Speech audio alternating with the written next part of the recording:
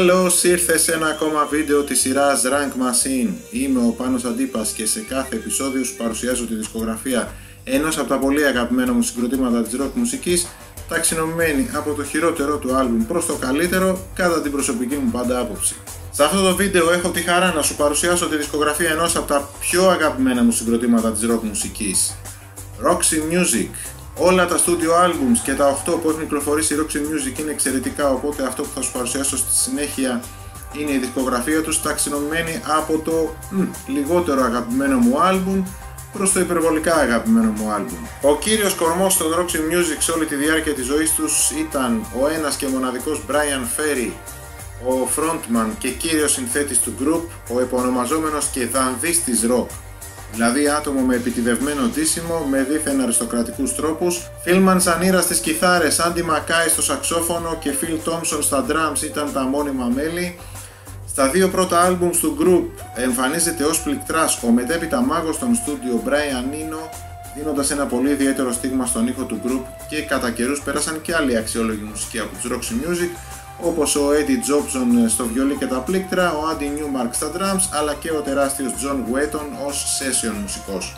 Δισκογραφικά τώρα, δύο είναι οι περίοδοι των Roxy Music. Η πρώτη από το 1972 έως το 1975, η πιο glam rock, art rock και η πιο progressive τους, και η δεύτερη περίοδος από το 1979 έως το 1982, διατηρώντας με τα στοιχεία της πρώτης περίοδου, αλλά προσθέσανε και πιο pop dance στοιχεία στον ήχο τους.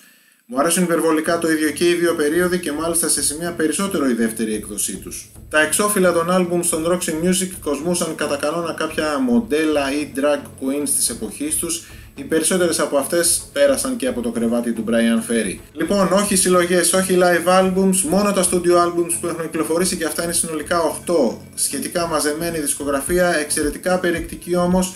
Όλα τα albums, όπως είπα, είναι εξαιρετικά.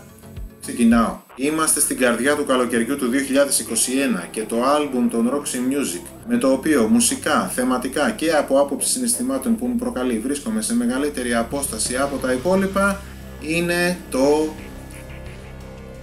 Roxy Music.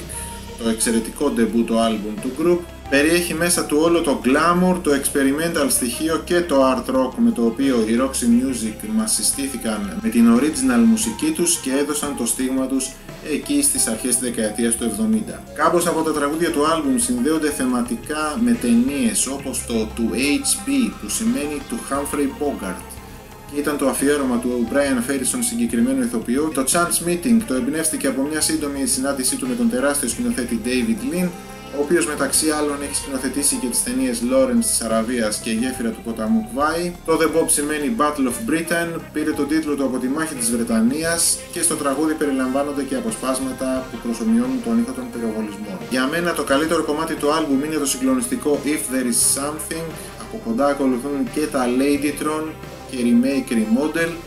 Ασυζητητή πρόκειται για ένα εξαιρετικό ντεμπούτο άλμπουμ, είναι αρκετά πειραματικό, ειδικά η δεύτερη πλευρά είναι αρκετά βαριά. Ο Bryan Ferry τραγουδάει με ένα στυλάκι αρκετά οπερατικό, υποκριτικό, ενίοτε θα το έλεγα και κοροϊδευτικό. Μου θυμίζει πολύ έντονα, και γι' αυτό τον κατατάσσω και στην ίδια κατηγορία με τον Freddie Mercury και τον Peter Gabriel. Οπότε είναι το άλμπουμ των Roxy Music που εν έτη 2021 μπορώ να ακούσω λιγότερο και δυσκολότερα σε σχέση με όλα τα υπόλοιπα άλμπουμς. Στο εξώφυλλο του Roxy Music η Carrie Ann Miller, supermodel των 70s, αργότερα γυναίκα του Chris Jagger, αδερφού του Mick.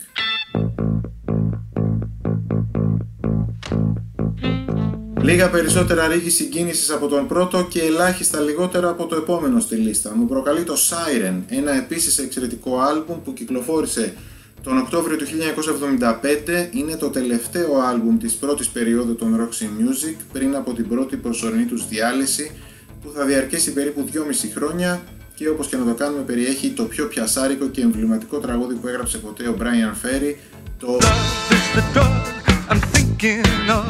Άλλα κομμάτια που μου αρέσουν πάρα πολύ στο Siren είναι τα Sentimental Fool, Seashells, Nightingale και βέβαια το Both Ends Burning. Το γλυκό βιολί του Eddie Jobson μου αρέσει πολύ στο άλμπουμ σε κομμάτια όπως το End of the Line. Το Siren είναι ένα εξαιρετικό άλμπουμ και αυτό.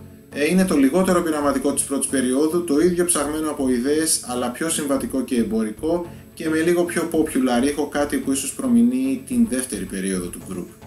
Ο Brian Ferry μετά το Siren θα πάυσει για λίγο τις εργασίες των Roxy Music. Στα επόμενα 3 χρόνια θα κυκλοφορήσει 3 από τα καλύτερα προσωπικά του albums και θα επανασυνδέσει δρυμύτερους στους Roxy Music το 1979 και εν μέσω βασιλείας της disco μουσικής. Στο εξώφυλλο του Siren, η τότε φίλη και μεγάλη καψούρα του Brian, το μοντέλο Jerry Hall, με την οποία εκείνο τον καιρό αραβωνιαστήκανε, αλλά τον επόμενο χρόνο η Jerry τον παράτησε για την αγκαλιά του Mick Jagger.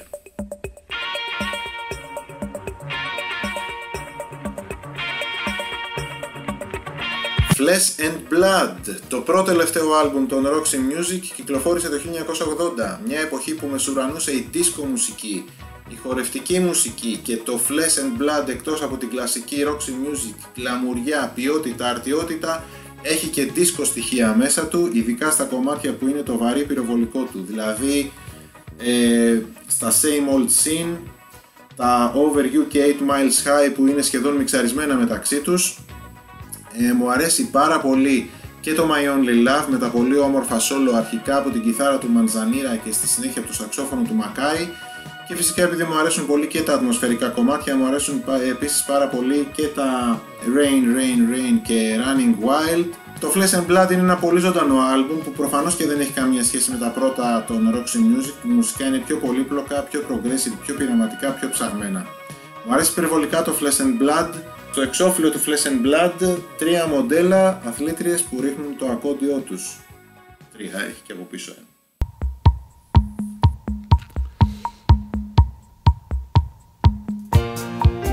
Τα ίδια πάνω κάτω πράγματα που ισχύουν για το Flesh and Blood ισχύουν και για το Manifesto, το οποίο είναι το πρώτο άλμπουμ μετά την επανένωση του group το 1979 και μετά από 2,5 χρόνια περίπου παύσης εργασιών.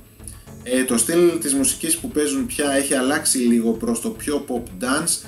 Μην ξεχνάμε, όπως είπαμε και πριν, ότι είμαστε στο φόρτε της disco μουσικής, οπότε και το group έχει προσαρμόσει στις μουσικές του τις προσταγές της εποχής. Κυρίαρχο όργανο σε πολλά κομμάτια του Manifesto είναι το μπάσο, αν καταλαβαίνεις τι θέλω να πω. Τα 2 κομμάτια του δίσκου που μου αρέσουν υπερβολικά εδώ είναι αυτά που ανοίγουν και κλείνουν τη δεύτερη πλευρά, τα End That Show και Spin Me Round.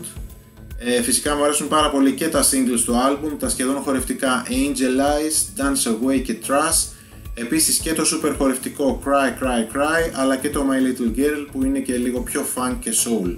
Όλο όμως το album είναι εξαιρετικό και ακούγεται πολύ ευχάριστα. Στο εξώφυλλο του Manifesto δεν έχουμε κάποια συγκεκριμένη φιγούρα, κάποιο μοντέλο όπως μας είχαν συνηθίσει στα προηγούμενα εξώφυλλα, αλλά την εικόνα από ένα πάρτι με καλεσμένα πολλά μοντέλα, όπου στην έκδοση του Picture Disc του Manifesto τα περισσότερα από αυτά τα μοντέλα εμφανίζονται γυμνά.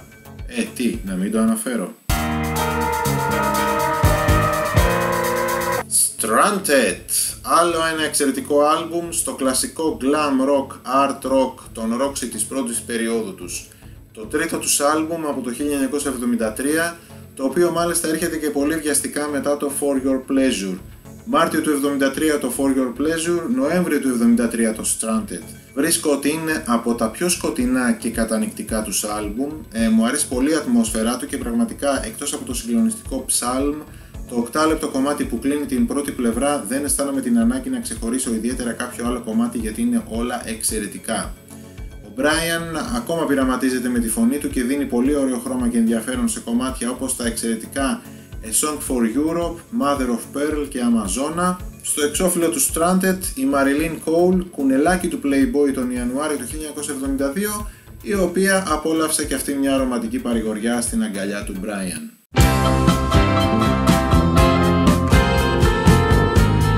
Country Life, άλλο ένα πολύ καλό και πολυσυλλεκτικό άλμπουμ των Roxy, το τέταρτο τους άλμπουμ του 1974.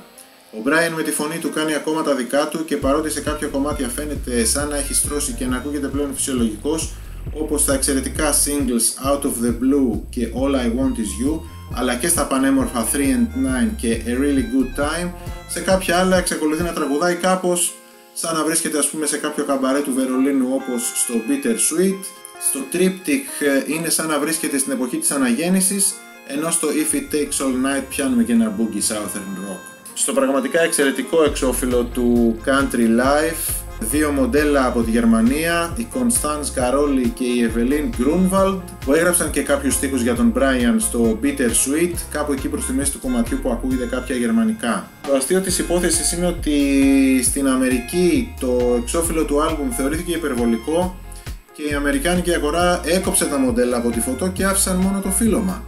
No comment, you Americans.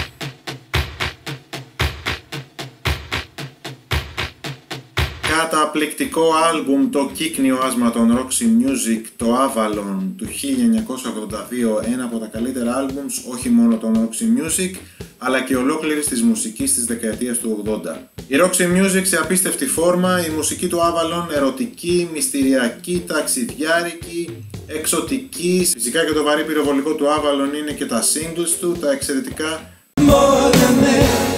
το Avalon και το Take a Chance With Me. Αριστουργηματικά τα The Space Between, While My Heart Still Beating και το True to Life, ένα πραγματικά εξαιρετικό κομμάτι. Εντελώς ταξιδιάρικα και αναζωογονητικά τα instrumental περάσματα India και Tara, instrumentals που εμφανίζονται για πρώτη φορά σε άλμπουμ των Roxy. Όλο το άλμπουμ είναι εξαιρετικό και ακούγεται ακούραστα top to bottom. Το Avalon, παρότι αρκετά πιο pop από τα πρώτα albums, είναι το ίδιο πολύπλοκο και ψαγμένο όπως π.χ. και το For Your Pleasure ή το Stranded.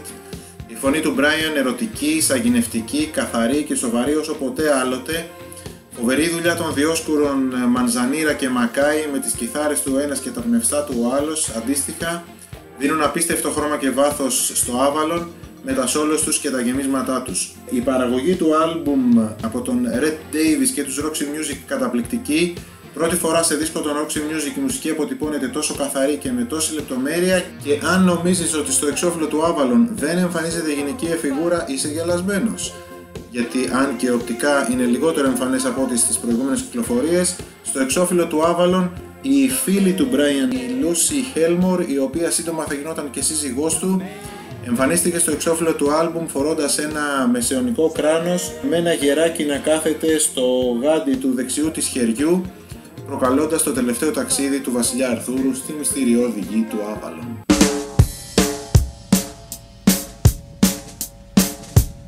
Στην κορυφή των άλμπουμς των Roxy Music, το For Your Pleasure, το απόλυτο αριστούργημά τους, είναι το εξαιρετικό δεύτερο άλμπουμ των Roxy Music που κυκλοφόρησε τον Φεβρουάριο του 1973. Είναι και αυτό αρκετά πειραματικό όπως και το πρώτο. Τα περισσότερα κομμάτια έχουν έναν ακαταμάχητο ρυθμό, όπως το μεγαλύτερο σχεδόν δεκάλεπτο κομμάτι του άλμπουμ, το The Bogusman, που μπορεί να διατηρεί τον ίδιο ρυθμό καθ' όλη τη διάρκεια του. Έχει όμως τόση δουλειά από τους Brian Eno και Andy Mackay στο background που το κάνει τόσο ιδιαίτερο. Για μένα ό,τι είναι το Echo των Pink Floyd είναι το The Bogusman των Roxy Music, εντάξει, σε λίγο πιο compact έκδοση. Επίσης ακαταμάχητος ο ρυθμός του single Do The Strand που μας εισάγει κάπως απότομα στην ατμόσφαιρα του άλμπουμ, αλλά και του Editions of You. Κάποια άλλα κομμάτια είναι πιο ατμοσφαιρικά, όπως τα εξαιρετικά Beauty Queen και Strictly Confidential, με τρομερή δουλειά από τον Manzanera στην κιθάρα, και το συγκλονιστικό In Every Dream Home A Heartache, με επίσης πολύ ωραίο ξέσπασμα στην κιθάρα από τον Manzanera προς το τέλος του κομματιού, αλλά και το For Your Pleasure που κλείνει ιδανικά το άλμπουμ. Κάποια άλλα κομμάτια τα συνδυάζουν όλα, όπως το Grey Lagoons, τετριμένο όμως να πω ότι όλο το άλμπουμ είναι καταπληκτικό και κάθε φορά που το βάζω στο pick-up να παίξει το ακούω ακούραστα ολόκληρο. Όλα τα κομμάτια του For Your Pleasure τα έχει γράψει ο ένας και μοναδικός, ο συγκλονιστικός Brian Ferry, του οποίου η φωνή του ακόμα ακροβατεί ανάμεσα στο οπερατικό, το υποκριτικό, το θεατρικό, και ο οποίος γράφει πολύ όμορφους στίχους για τους έρωτες που υπάρχουν ή θα ήθελε να υπάρχουν στη ζωή του. Στο εξώφυλλο του For Your Pleasure η Amanda Lear. Give a bit of to me and I give a bit of to you. Έλα τώρα μην μου πεις ότι δεν το θυμάσαι αυτό το κομμάτι στις αρχές της δεκαετίας του 80. Amanda Lear, για την οποία είχαμε μια απορία τότε. Ήταν αγοράκι στα νιάτα της. Δεν μας λύθηκε ποτέ αυτή η απορία. Amanda Lear βέβαια, η οποία ήταν η σχέση του Brian Ferry την εποχή που κυκλοφόρησε το For Your Pleasure, αυτό το αριστουργηματικό άλμπουμ των Roxy Music, το οποίο μου αρέσει τόσο πολύ που το έχω πάρει και σε συντάκι για να το ακούω και στο αυτοκίνητο. Και that's it. Αυτά ήταν τα 8 άλμπουμ των μοναδικών Roxy Music, ταξινομημένα από το λιγότερο αγαπημένο μου προς το υπερβολικά αγαπημένο μου. Αν διαφωνείς, Γράψε μου στα σχόλια τις αντιρρήσεις σου και τις δικές σου προτιμήσεις. Να είσαι καλά και σε περιμένω σε κάποιο άλλο βίντεο της σειράς Rank Machine.